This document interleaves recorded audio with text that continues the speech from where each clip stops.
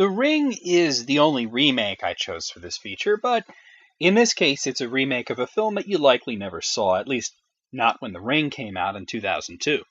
The original was a Japanese film called Ring, usually written as Ringu. I'll call it Ringu to avoid confusion.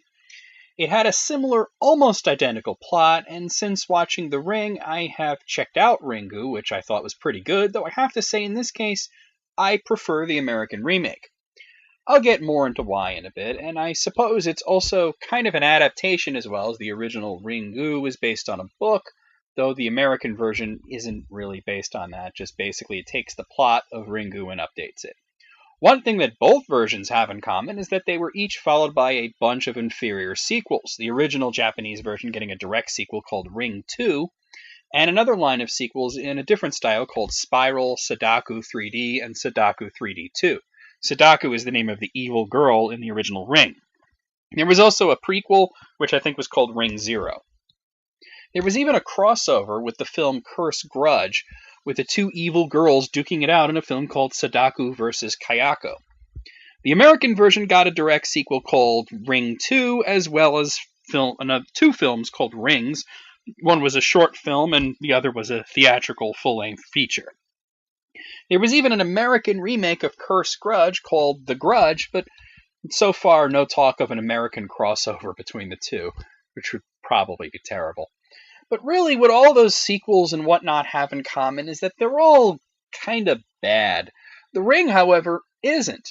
The basic plot, which came out when VHS tapes were still somewhat relevant, is about a haunted VHS tape. If you watch the tape, which is full of random creepy images put together in a way that one character describes perfectly as a very student film, you are then cursed by the evil little girl, Samara, who will call you and inform you that you have 7 days. 7 days later, you die. The only way to defer the curse is to pass it on to someone else by having them watch the tape, though it turns out to be a little bit more complex than that. And just in case you still haven't seen this 15-year-old film, I'll leave the extra part out. Anyway, the power of the tape is revealed early on when a minor character gets killed and you see their mangled, disfigured corpse. The main character, Rachel, played by Naomi Watts, is a reporter who investigates this mysterious phenomenon, and in the process finds and watches the tape herself, and now has 7 days to investigate and potentially stop the curse, which is made somewhat more pressing when her young son and her boyfriend both also see the tape.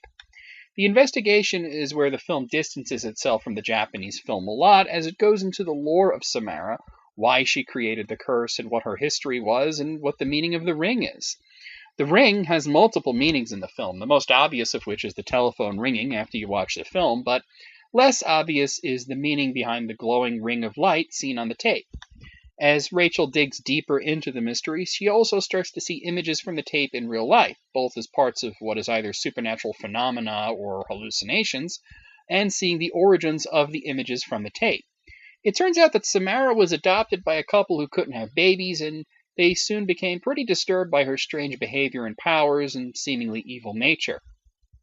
Rachel's instinct is to find Samara's remains and give her a proper burial, but this turns out to be ineffectual as people continue to die from the curse, and Samara's evil won't end until they figure out how to successfully bypass the curse.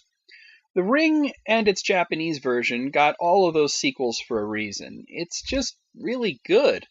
At the time, the 21st century had just begun, and the horror in the 90s it wasn't the best. Sure, there were some good 90s horror films, but it was a pretty weak decade for actual scares. And then along comes this film that preys upon a lot of very relevant fears at the time. The movie was timely. At the time, the internet was just starting to become extremely popular and a bigger part of people's lives, and email chains promising doom if you didn't pass it along were a big thing.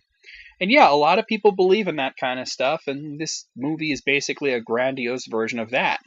Probably the best part of the movie is Naomi Watts' character, who is the opposite of a typical scream queen. She's definitely scared at times, but uses her fear to drive her to solve the mystery. If you haven't ever seen this film, I recommend it highly, and to a lesser extent I would also recommend the original Japanese version. Just stay far away from all the sequels. The entire thing gets both diluted and convoluted at the same time. The Ring gets a 9 out of 10 from me. It's effective and well acted, and Yeah, that's pretty much it. This is the exact way that you do a horror remake.